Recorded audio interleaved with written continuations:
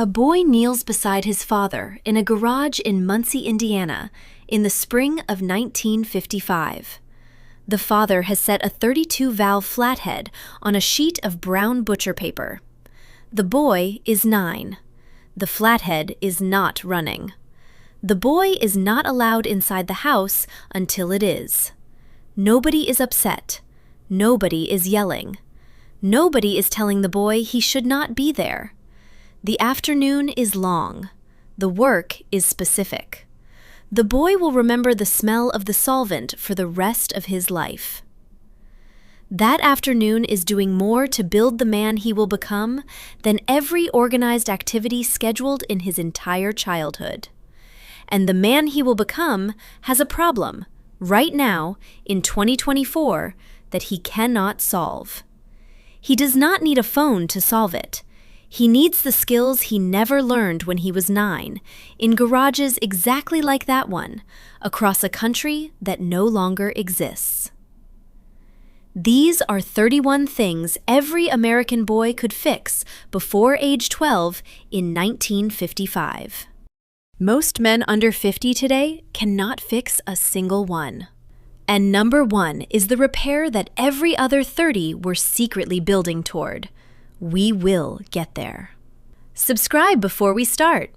Number 1 is the skill that matters more than all the other 30 combined. Number 31.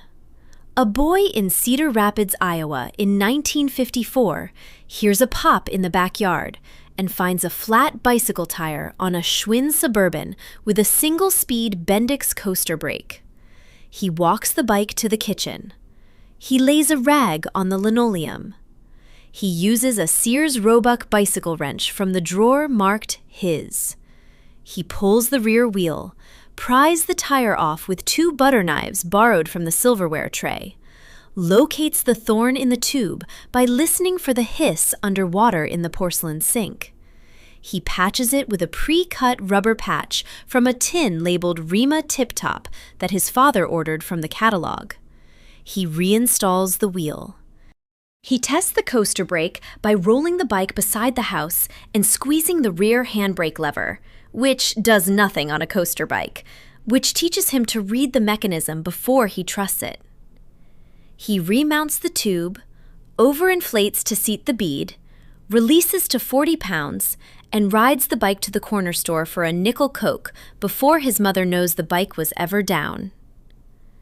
A man under 50 today calls a shop. The phone is faster. The phone also learns him nothing. Skill is what you do when nothing else is doing it for you. Number 30. A boy in a farmhouse outside Great Falls, Montana, in the winter of 1953, hears the kitchen faucet stop. The father is in the barn. The mother is in the parlor. The boy is 10. He goes under the sink with a crescent wrench and a flashlight. He shuts the supply stops by hand because he has watched the father do it. He unscrews the stem assembly, pulls the rubber washer at the end of the stem, walks it to the workbench in the mudroom, and cuts a new washer from a piece of leather his father cut for exactly this purpose years before. He puts a small dab of plumber's paste on the seat, reassembles, and turns the water back on. The faucet drips for a second, then stops. He wipes his hands on a rag and walks back into the kitchen to pour himself a glass of water from a faucet he fixed. The fix took 20 minutes. The capability lasts a lifetime. The washers came from a paper sack in a drawer. They will go back in that sack when the next one fails. Number 29. A boy in a mill town in western North Carolina in the autumn of 1955 comes home to find his father's '49 Ford sitting in the driveway with its hood up and a smear of black grease across the radiator cap. The father tosses him a shop rag and points at the distributor cap. Inside the cap, the rotor has a hairline crack. The boy walks to the Autolite display rack at the Texaco station 3 blocks away, which has every common part in little wooden drawers behind the counter. He pays 55 cents for a new rotor. He walks it home. He pulls the cap, swaps the part, sets the timing by ear using the choke and a borrowed timing light from Mr. Hall across the street, who is asleep but does not mind. The car starts on the second crank. The father hands him the keys and tells him to back it into the garage. A man under 50 today has never popped a distributor cap. He has never stood on a road with a running engine. The skill is small. The trust it required was vast. We need to pause here and talk to the camera. A man in his 50s is sitting in his kitchen right now, looking at a list like this, and he feels two things at once. He feels pride in a father he half remembers, and he feels a small and private shame at what he himself cannot do. That second feeling is the lock. The lock has a key. It is not nostalgia, it is work. Tell me in the comments, which of these did your father or grandfather teach you, and which did you learn on your own because nobody else was going to? The comments on this video are full of men naming the exact moment. Read them. You are not alone in this. You are early. Number 28. A boy in Bay City, Michigan in 1956 comes home from school to find his mother on her knees in the hallway with a screwdriver and a problem. The doorbell chime cover has fallen off the wall and pulled 2 wires from the chime unit. The boy is 8. He gets the step stool from the pantry. He strips the wires clean with the cutter section of a linesman pliers. He reconnects them at the screw terminals. He replaces the cover. He presses the button by the front door. The chime rings. He presses it again, faster. The mother bakes him a buckle that night for reasons she does not explain, and he does not need explained. A man under 50 today would call an electrician for a 20-cent wire nut and feel foolish when the bill arrived for $90. The wiring in 1956 was cloth-covered and simpler than the wiring in any modern house, and a boy who could read it could read most of it. The principle outlives the parts. Number 27. A boy on a tobacco farm outside Danville, Virginia in 1953 has a wind-up alarm clock that belonged to his grandfather. It stops. The boy takes the clock to a watchmaker in town, who is named Mr. Phelps. Mr. Phelps lets the boy stand on a crate and watch the cleaning tank, the lathe that cuts replacement pivots, the demagnetizer with the big coil and the toggle switch. On the third visit, Mr. Phelps hands the boy his own clock back, ticking, and a small brass oiler with 2 drops of synthetic watch oil on the side cap. He tells the boy to oil the clock every 5 years. The boy oils it. He will oil it 1998 and 2014 and 2029. A man under 50 today cannot name the part of a watch that runs. That part is called the balance wheel. It is a wheel that goes back and forth at a constant rate. It beat 300,000 times a day in his grandfather's clock. It beat 300,000 times today. He owes that wheel something. He does not know what. Number 26. A boy in a bungalow in Parma, Ohio, in 1955 comes home to find his father on the porch with a 2-prong plug that has snapped off an extension cord at the point where it meets the housing. The father hands the boy a new plug, costs a nickel, and a screwdriver. The boy learns to strip the cord, tie the underwriter's nut around the prongs, and assemble the housing. He learns that alternating current is brown wire to brass screw and silver wire to silver screw. He learns that green is ground.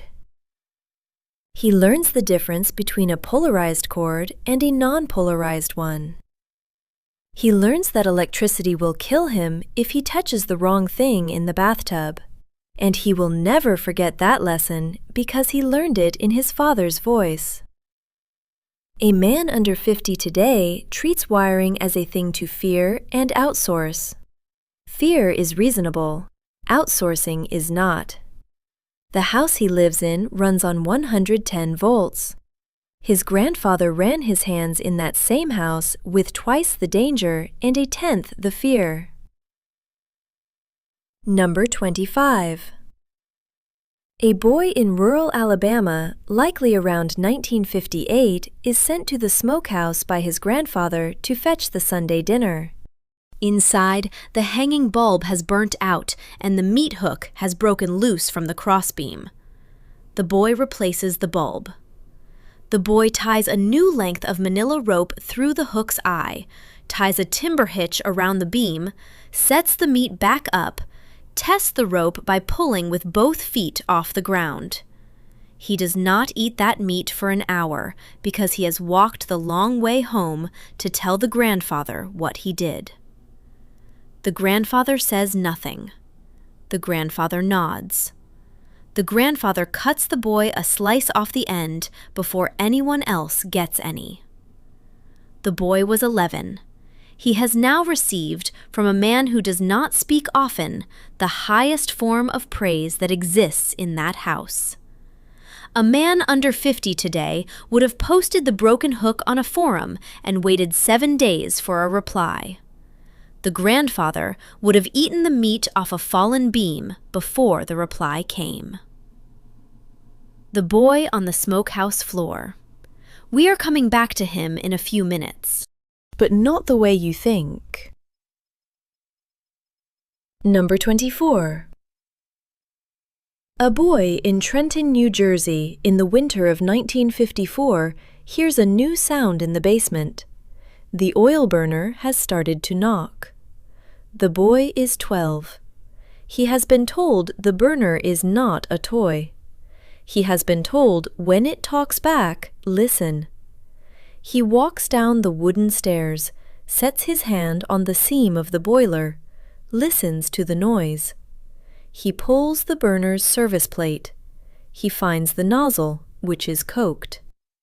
He carries the nozzle to the workbench upstairs, holds it in a crescent wrench, drips solvent through the jet hole, blows it out with a bicycle pump. He reinstalls it. The burner fires clean.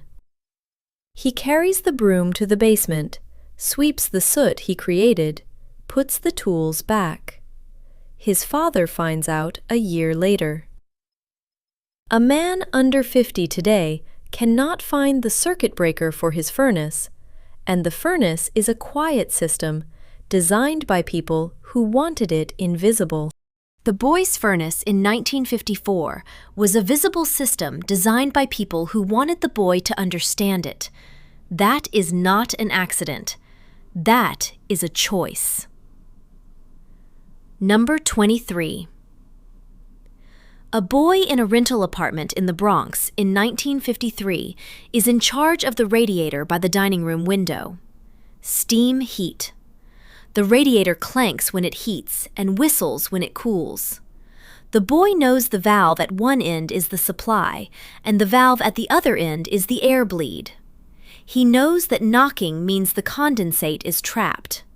He knows how to lift the air bleed with a pencil eraser to release the slug, hear the hissing stop, feel the radiator go quiet. He knows how to wrap a wool sock around an end-of-line pipe that runs cold in January. A man under 50 today has no idea how his heat works. He turns a dial and waits. The dial is a thermostat. It is a switch. Everything behind it is invisible to him. The boy in the Bronx did not have invisible anything. The boy in the Bronx lived in a system that he could see, hear, smell, and fix. He was free because he could see it. Number 22. A boy in Twin Falls, Idaho, in the summer of 1955, hears the kitchen screen door slam. Not the screen, but the closer at the top, which has come unhooked from its rail. The father is gone. The mother is in the laundry. The boy is 10. He borrows the kitchen step stool. He pulls a small nail set, a hammer, a pair of pliers. He bends the closer arm back into shape with a length of pipe from the shed. He rehangs the closer on the rail, oils the pivot, tests the door. He sets the door's closing speed by tightening the screw on the cylinder until the door shuts in 2.5 seconds and latches without slamming. A man under 50 today cannot name the part on a door that makes it close. It is called a pneumatic closer. It has a piston in it. The piston is full of oil. The oil is all the patience in your house in one metal tube. The boy in Idaho just refilled it. We are 10 skills in. Halfway is not here yet. Halfway is closer than you think. I want to slow down for 1 minute and say something precise. These are not museum pieces. They are not trivia. They are the substrate of a man who could keep himself and his family running in a world that did not promise to keep him running. Every one of these repairs has a cost. Every one has a part that has to be ordered, a tool that has to be owned, a hand that has to be steady. Every one teaches a boy what it means to be the hand that stands between his family and cold, dark, wet, broken. That is not sentiment. That is a job description. Number 21. A boy in Madison, Wisconsin in 1956 comes home to find a stuck zipper on his winter jacket. The metal pull has come off the teeth at the bottom. The boy is 9. He puts the jacket on the table. He cuts a small flathead nick into the side of the pull with a triangular needle file. He replaces the pull onto the teeth by wiggling it while pulling up. He oils the new pull with the tip of a graphite pencil. The jacket works. The fix took 4 minutes. The jacket will outlive the boy by 20 years. A man under 50 today would throw out a jacket over a zipper. He would not even think of it as a decision. The jacket would simply disappear from his life and never be seen again. The substitution for skill was not always a phone. The substitution for skill used to be a yard sale. The substitution for skill used to be 5 minutes and a file. Number 20. A boy in an apartment in Kansas City, Missouri in 1954 is the family's lantern man. The Coleman lantern in the kitchen goes through the same steps every fall. He unscrews the fuel cap on the fount, takes it to the sink, fills it with white gas from a 5-gallon can in the closet, refits the pump, pumps 9 strokes for cold light and 6 for warm, tests the generator for clogging by holding the pricker in the flame of a match. He polishes the Pyrex globe with a soft rag. He lights the lantern with a kitchen match. He turns the flow valve until the light is even. The lantern is now the living room. The boy has made the living room. A man under 50 today cannot name what a mantle is. The mantle is the fabric sock that glows. Without the mantle, the lantern is a torch. With the mantle, the lantern is a room. That word will not leave him once he has heard it. You may already be seeing the pattern here. Every one of these has something in common. We will name it at number 6. Number 19. A boy outside Modesto, California, in the summer of 1956, finds the toilet running in the upstairs hall. The flapper has gone bad. The flapper is a rubber stopper at the bottom of the tank that holds water in until the handle pulls it out.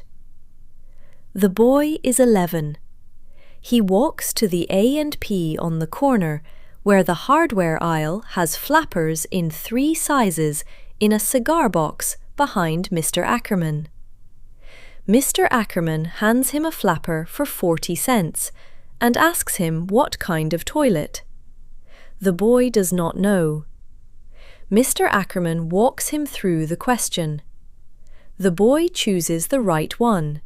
He brings it home. He shuts the supply stop. He drains the tank by holding the flush lever down.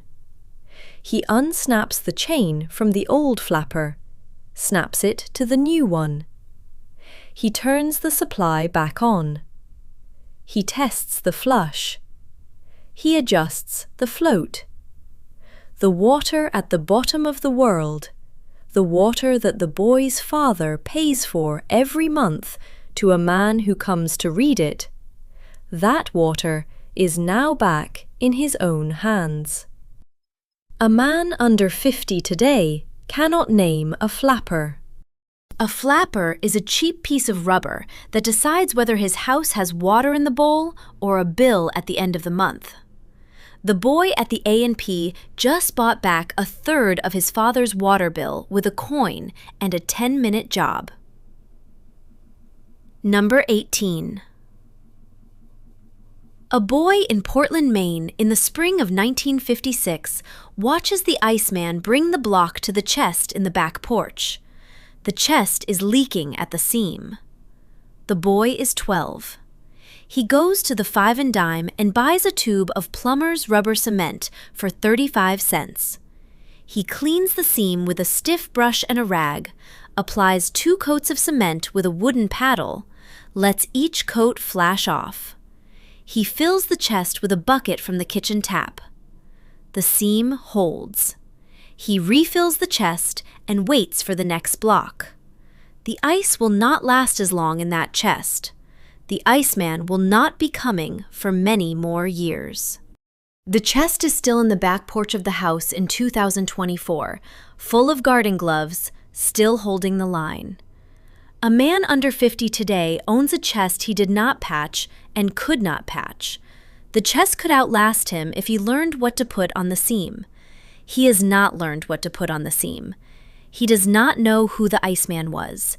He does not know he owes something to a man named Mr. Peabody, who came every Tuesday with tongs and a leather apron. Number 17. A boy in a cattle ranch house outside Laramie, Wyoming, in the autumn of 1955 hears the chain on his father's wind-up pocket watch break. The watch belonged to his father's father. The boy has been watching the watch since he was 4. The boy walks the watch into town.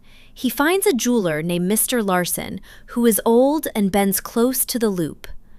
Mr. Larson sells the boy a chain of solid brass links for 90 cents. The boy carries the chain home. He threads the watch onto it. He presses the crown, hears the tick begin. The watch is now around his father's neck. A man under 50 today does not know what a pocket watch is. He knows what a watch is. He knows a watch runs on a battery. He does not know the watch ran on a spring for 200 years before the battery came, and that the spring still runs in the grandfather clock in his grandmother's living room, ticking once a second, and that he could wind it himself if his grandmother let him near it, which his grandmother will not, because no one in the house has been taught to touch it carefully. That grandfather clock is the longest-lived object in the family and is now the most threatened. Number 16. A boy in a row house in Baltimore in the autumn of 1953 watches his mother pull the iron's cord out of the wall socket. The cord is frayed. The boy is 9. He cuts the cord at the frayed point. He strips both wires. He opens a new plug, screws each wire to its proper terminal, ties the underwriter's knot, assembles the plug. The cord is now shorter by 6 inches, but safer by the entire span of his childhood. A man under 50 today would replace the iron. He would not replace the iron. He would replace the iron if it cost less than a $40 repair. He would not repair it because the repair is beneath him. The repair is not beneath him. The repair is beneath no one. The repair is what a household is. We are at the halfway mark. We have 15 skills behind us and 15 ahead. The pattern I want you to notice is this. Every one of these repairs is invisible inside 24 hours. Nobody sees a working faucet. Nobody sees a quiet radiator. Nobody sees a wound-up clock.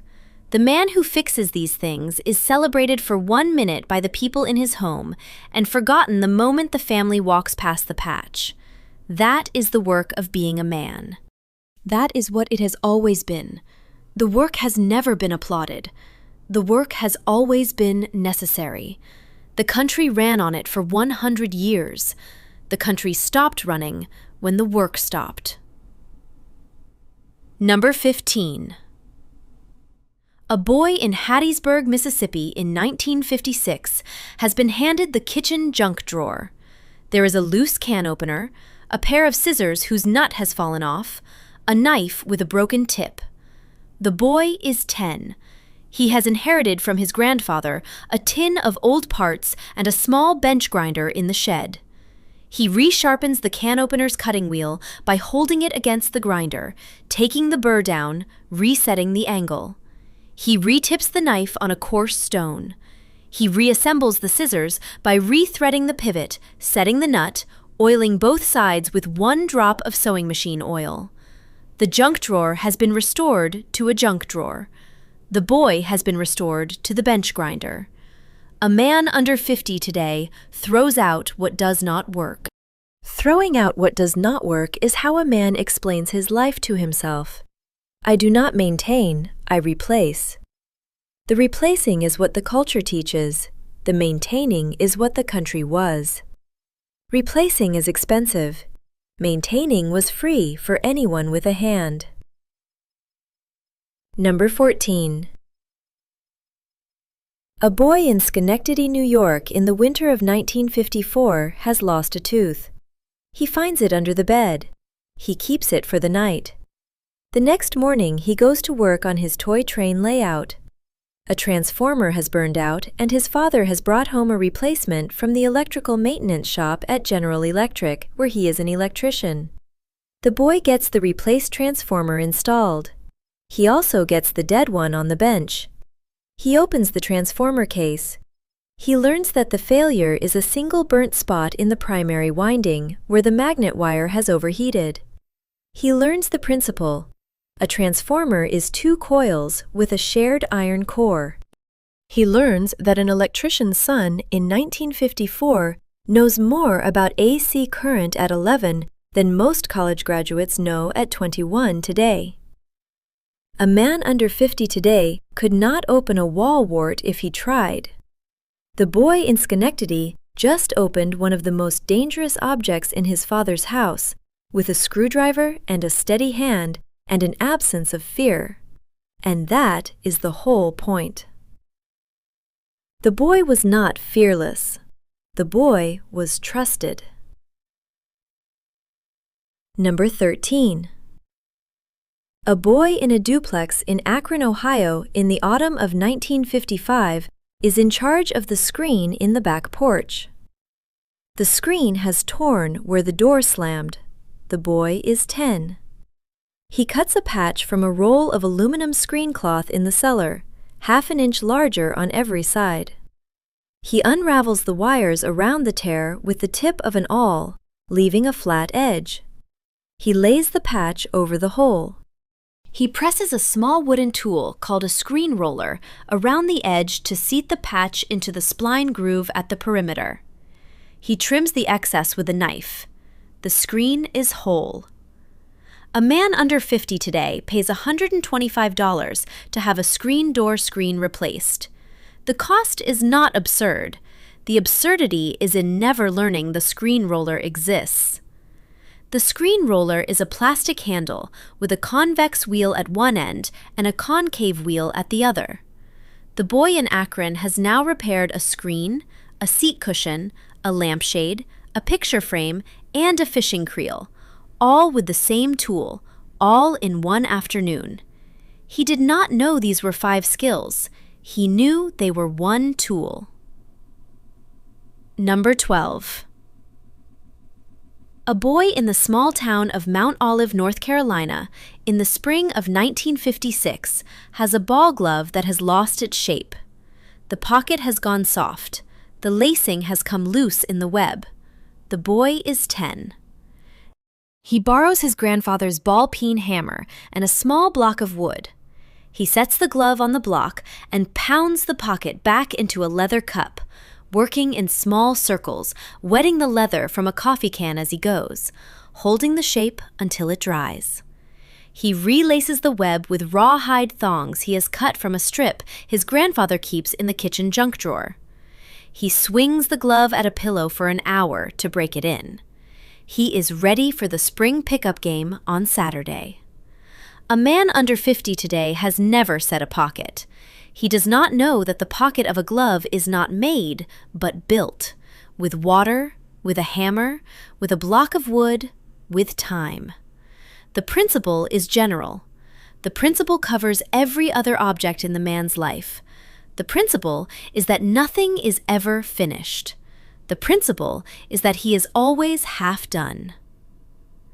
The boy on the smokehouse floor, 18 minutes ago, that boy tied a knot.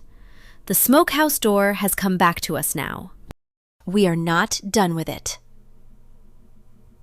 Number 11.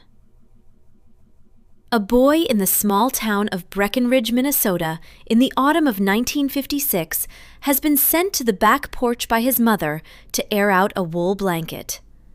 The boy hears a clatter. A hinge on the back porch door has come loose. The screws have stripped out of the door frame. The boy is 11.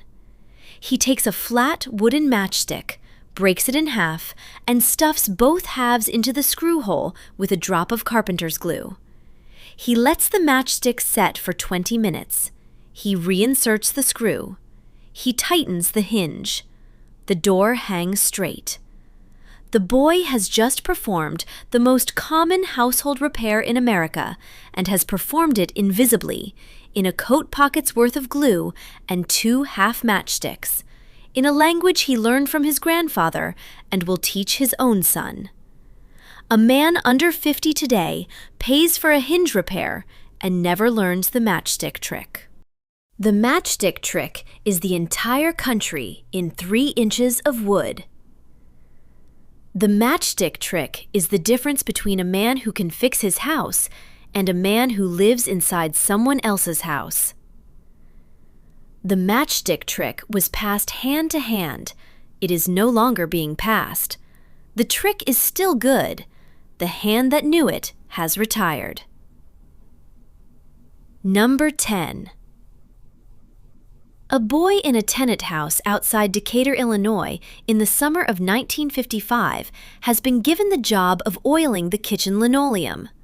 The linoleum has been drying out at the seams. The boy is 12. He mixes a half cup of boiled linseed oil with a 1/4 cup of mineral spirits in a coffee can. He applies the mix with a soft rag along the seams and the curl at the front door. He lets it soak for an hour. He wipes the excess. The floor is back. A man under 50 today cannot name what his kitchen floor is made of.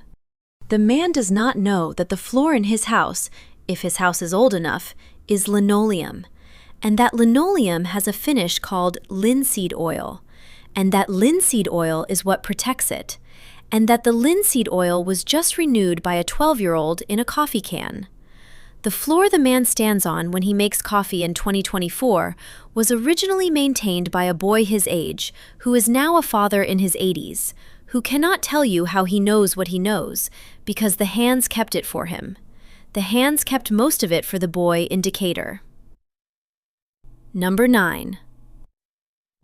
A boy in Grand Junction, Colorado, in the winter of 1953, hears a noise from the attic. A raccoon has come down the chimney flue and is in the attic. The boy is 12. The father is at work. The boy has been raised by a man who hunts. He opens the attic hatch.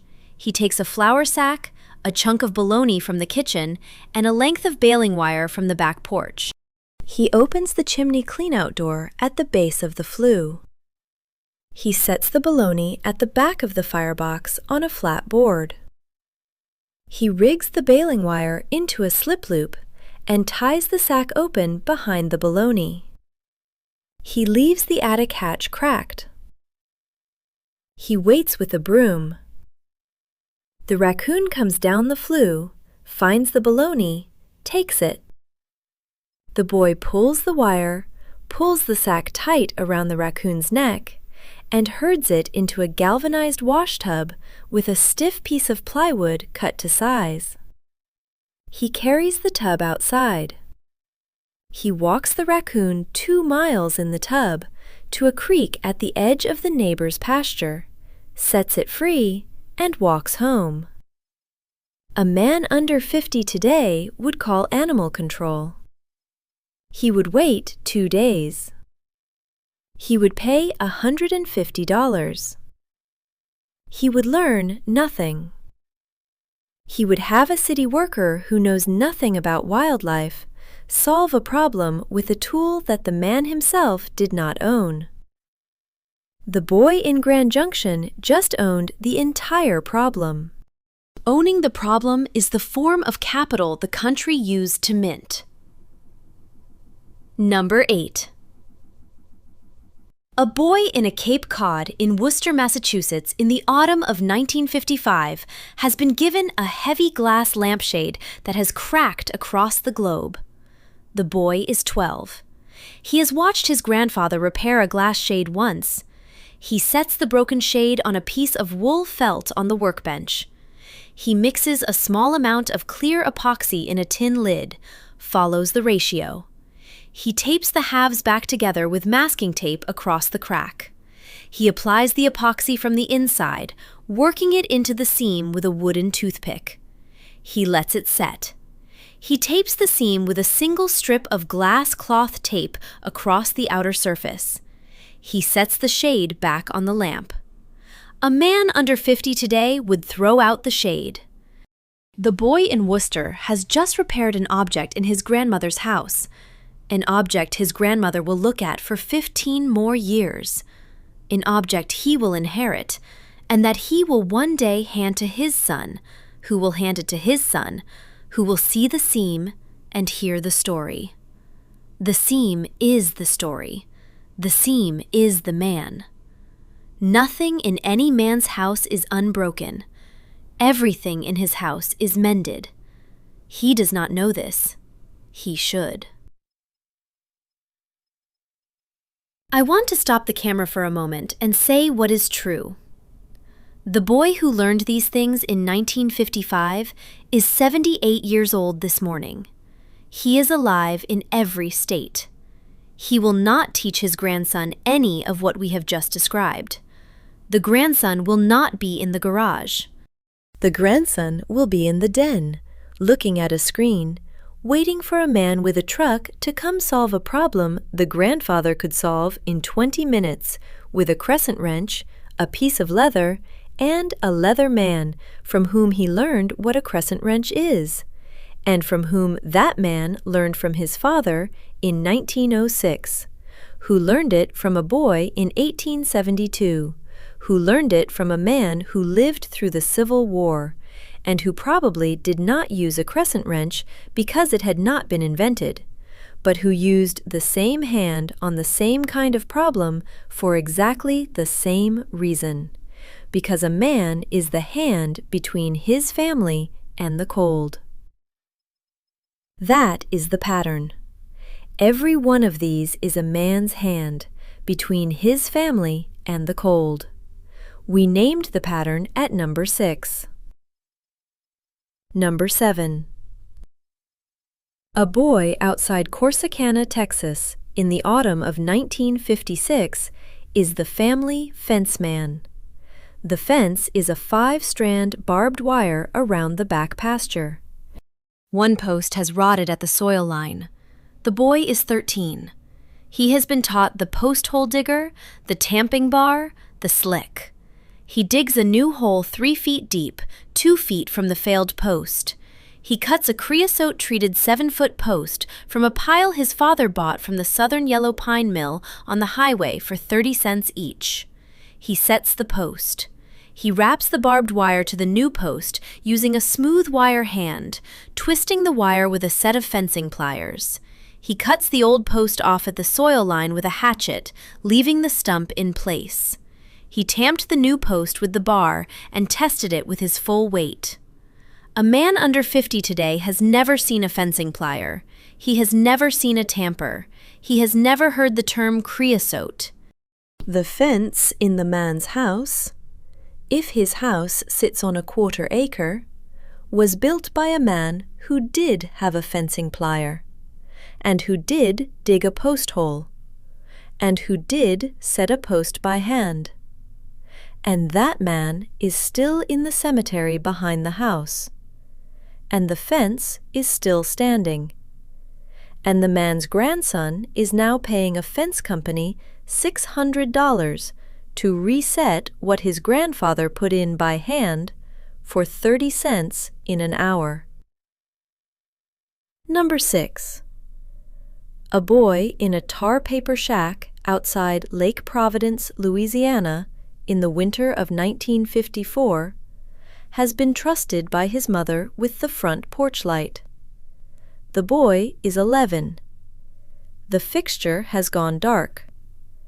The boy has been taught the porch light principle by his grandmother, who has been teaching it to every boy in that family for 3 generations.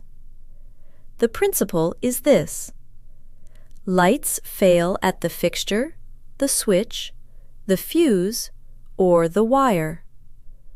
The boy tests the bulb. He replaces the bulb. He pulls the fuse. He tests for voltage with the back of his hand on the bulb's glass.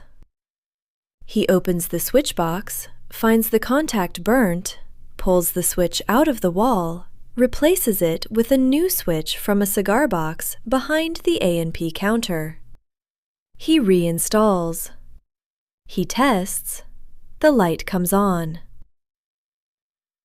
The mother is in the kitchen door, watching, saying nothing. The grandmother is on the porch swing, saying nothing. The boy knows what the silence is. The boy has now become the hand his family will call when something in the dark goes wrong. A man under 50 today cannot troubleshoot a porch light. The boy in Lake Providence was the porch light. He was the source of light, and not in the way the poetry wants you to think. He was the literal, practical, hands-on source of light in that family.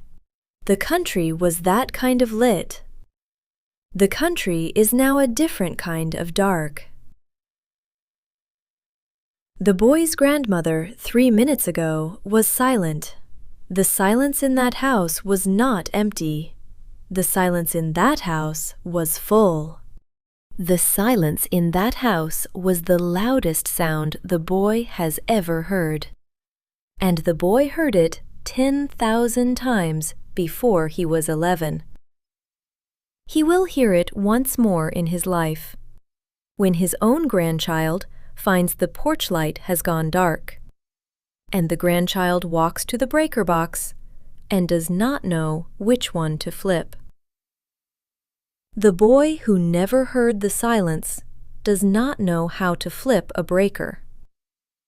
The boy who never heard the silence is now a man who calls a man who knows nothing about his house. The man who knows nothing about his house is paid by the hour.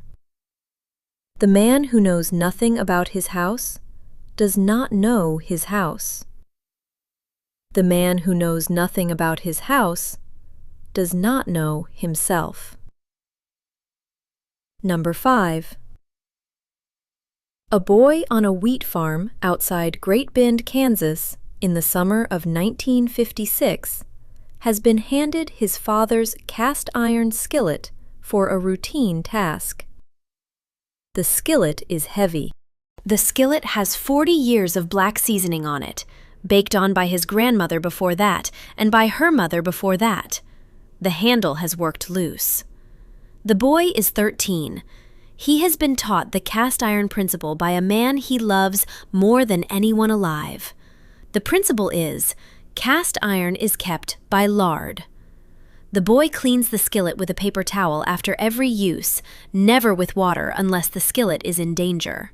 He rubs it with a thin coat of Crisco. He places it back on the stove. The handle was riveted to the skillet and one rivet has cracked. The boy takes the skillet to the barn, sets the handle in a vise, taps out the broken rivet with a punch, sets a new rivet from a tin of mixed rivets in the workbench. He sets the rivet cold with a ball-peen hammer and a small block of steel. He tests the handle with both hands. The skillet is whole. A man under 50 today cannot name what seasoning is. He does not know that the black surface on a cast-iron skillet is not dirt. The black surface is food, baked on in polymerized layers, sealing the iron from air and water, kept by lard, accumulated over 40 years. Accumulated by the women in his family who did not call themselves cooks, but who were the chemists of his entire domestic life. The man in 2024 owns no cast iron. He owns non-stick. The non-stick is 6 years old. The non-stick will be in the landfill. His grandmother's skillet is now in the landfill. The country threw out its skill and kept the skillet in the same motion. We did not notice. We did not notice because the skillet was quiet, and the country is no longer listening to its own quiet. Number 4. A boy in a small shotgun house outside Tupelo, Mississippi, in the spring of 1955, has been handed a wooden baseball bat that has cracked across the grain. The bat is his grandfather's bat. The bat has his grandfather's name burned into the knob with a wood-burning iron. The boy is 11. He is alone in the shed.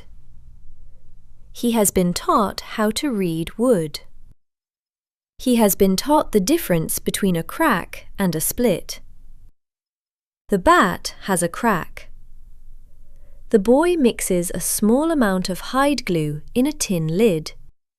Powdered hide glue, hot water, a wooden paddle, the consistency of cold honey. He wipes the crack clean with a rag. He opens the crack gently with a wood chisel.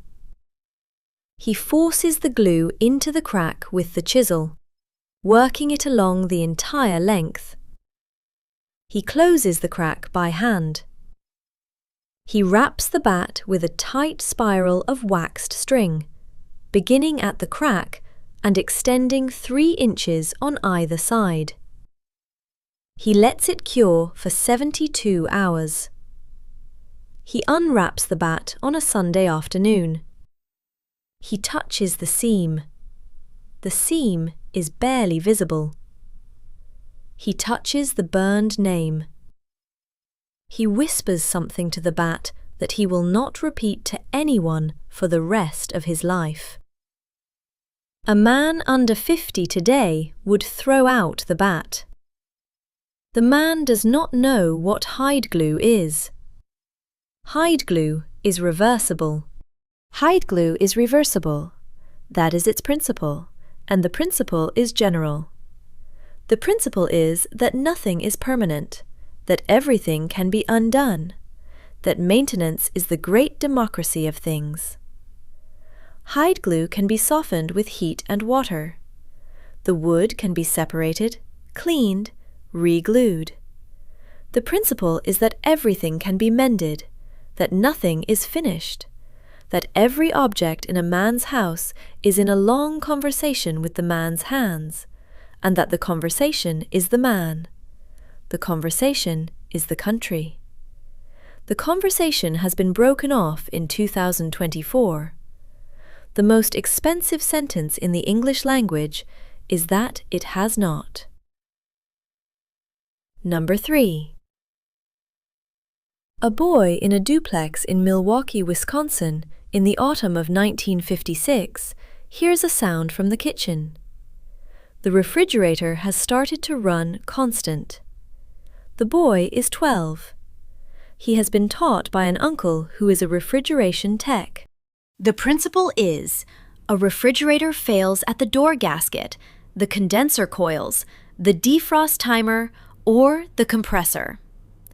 The boy pulls the unit out from the wall. He vacuums the condenser coils with a black Attach-A-Vac attachment from the top of his father's shop vac in the basement. He checks the door gasket by closing the door on a piece of paper and pulling the paper. The paper moves at 3 points around the seal. He takes the gasket off by unscrewing the retainer strip with a flathead. He cleans the channel with a toothbrush. He reinstalls the gasket. He resets the defrost timer by manually advancing the dial. He plugs the unit back in. The compressor starts and stops on a normal cycle. The repair takes an hour. The repair costs nothing but a toothbrush. A man under 50 today pays $300 for a tech to do this. He pays it again next year. The boy in Milwaukee just paid it once for life. Every man has, in his house, 3 or 4 objects that could be repaired by a man with a steady hand, a vacuum, and a toothbrush. The boy learned the procedure from an uncle who was a refrigeration tech. And the uncle learned it from his uncle, who worked on a dairy farm and kept an iced-down milk truck running for 10 years. And the dairy farmer learned it from a man who walked into a barn one day in Springfield, Missouri, and was handed a trade by a man with no formal school. That trade has been broken off in 2024 by a culture that does not know that tech is a job, not a wizard. A tech is a man with a screwdriver. A tech is a man with a multimeter. A tech is a man who has decided to keep his father's refrigerator running. The man under 50 today has decided to wait for one. Number 2. A boy in a tar paper bungalow in Piney Flats, Tennessee, in the autumn of 1954, hears his father calling from the porch. His father is sitting in a ladder-back chair with a walnut gun stock in his lap. The walnut has cracked at the wrist. The boy is 13. He has been taught walnut by his grandfather, who built guns. The walnut is not broken. The walnut has moved. The boy takes the stock to the kitchen table. He has been taught the principle that walnut swells and shrinks with humidity, that a crack in a stock is not a structural failure, but a movement failure. He cleans the crack with a card scraper. He mixes a thin paste of brown hide glue and fine walnut dust, taken from a piece of off-cut stock kept in the gun drawer for exactly this purpose. He forces the paste into the crack. He clamps the stock in the vise, lined with leather, and lets the paste cure for 72 hours. He sands the seam with 220 grit, then 320, then 400. He oils the entire stock with 2 coats of raw tung oil, applied with the palm of his hand, rubbed in slow, allowed to cure, buffed with a soft cloth. He hands the stock back to his father. The father holds the stock up to the kitchen light. The seam catches the light. The father does not say a word. The father sets the stock on the table. The father walks to the cabinet. The father pours the boy 1/4 inch of bourbon in a water glass, and the boy drinks it slowly and says nothing about it for 40 years. A man under 50 today cannot name tung oil. He cannot name a card scraper. He cannot name hide glue. The objects in his life are made of materials that he has never held, never smelled, never heated over a stove in a coffee can. The objects in his life are made of materials that have been chosen by a man in a country he has never seen. Materials that do not require maintenance because their design life is the length of a guarantee. And the guarantee is the only conversation the man has been taught to have with his possessions. The card scraper is the conversation. The tongue oil is the conversation.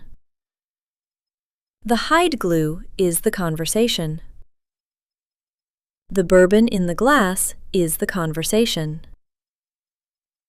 The conversation has been replaced by a square of paper that says you are not responsible. The square of paper is what the country has been handed. The square of paper is what the boy in Piney Flats was handed when his grandfather died.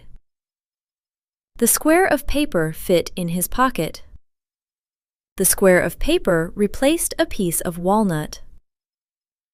The country has been eating the square of paper for 60 years, and it cannot remember what walnut smells like. The country can still learn. The country cannot learn what it cannot smell. Find a piece of walnut. Smell it. You are at number 2. Number 1 is what the walnut was for. The walnut was for the gun. Number 1. A boy in a tobacco curing barn outside Oxford, North Carolina, in the autumn of 1956, has been taught how to take apart and put back together a single-shot shotgun. The boy is 12. The grandfather is 78. The grandfather is going blind. The grandfather can no longer read the action. The boy reads the action for him. The action is a single moving piece called the carrier. The carrier is what lifts the shell into the chamber. The carrier has a small spring under it that is 40 years old and that has just broken. The boy has been given 3 springs and a small screwdriver and a tin of gun oil. The boy has been told to take the action apart completely, clean every part, replace the spring, lay the parts on a piece of brown butcher paper on the kitchen table in the order they come off. The boy takes the action apart. He cleans every part. He replaces the spring. He lays the parts on the paper in the order they came off. He assembles the action. He tests the action by cycling a snap cap through the gun 40 times in a row, never missing the chamber once. The grandfather is sitting in the doorway, smoking a Camel cigarette, listening to the empty case go from the magazine into the chamber 40 times. The grandfather speaks for the first time in 40 minutes. He says, "Good." He says "good" the way a man says it when there is nothing more to teach. The boy hears it once. He carries it for the rest of his life. The boy has just inherited a culture, in a single word, in a doorframe, with a broken spring. This is the skill every other 30 were building toward. This is the skill the country stopped teaching the moment the boy stopped being trusted. This is the inheritance of a man. Not the house, not the land, not the money, not the watch. The inheritance is that one syllable. Good. The boy who hears it has been given the country. The boy who never hears it is the country's lost. We are back on the smokehouse floor in rural Alabama. The boy is 11. The bulb is replaced. The hook is back up. The rope holds. The grandfather has cut the boy a slice of the meat, the slice cut from the end before anyone else gets any. the slice that is the entire inheritance of that family, the slice that says the boy is now trusted with the smokehouse, the slice that costs nothing, the slice that is priceless, the slice that the boy's own grandson will never receive, because no one will teach the grandson how to light a smokehouse, will never teach the grandson how to hang a side of pork, will never teach the grandson that the smokehouse is the building in which his family has kept itself alive for 150 years, and that the smokehouse is the family, and that the family is a series of doors that close behind you once you have been trusted inside them. The 31 things we just walked through were never items. They were doors. Every one of them closed behind a boy in 1955 and opened onto the next room. Every door was lit by a small bulb in a wire cage in a wooden ceiling, the kind that cost 15 cents, the kind that lasted 10 years, the kind that the boy could change himself in a kitchen stepladder with one hand. The light that lit those doors was a light that a man could keep going. The light that lit those doors is the light the country has lost, not the bulb kind, the other kind. The kind that means a man has decided to keep his house running. Do not mourn what is gone. Go out this week and learn one of them. Pick the one that frightened you the most, the one you read and felt your hand tighten on the steering wheel. That is the door. That is the door to walk through. The door is open. It has been open for 31 years. You did not have to be there when it was shut. Which of these did your father teach you? Tell me in the comments. I read every one. Next week, we are going inside the workshop of a man who built a single engine in his garage in 1949 and kept that engine running for 63 years. You do not want to miss it. Subscribe so you don't. Tell a man who needs to hear this. He will know who he is. The grandfather sat in the doorway. The spring had been replaced. The boy had heard it. The country had heard it. We can still hear it. We just have to pick up the screwdriver.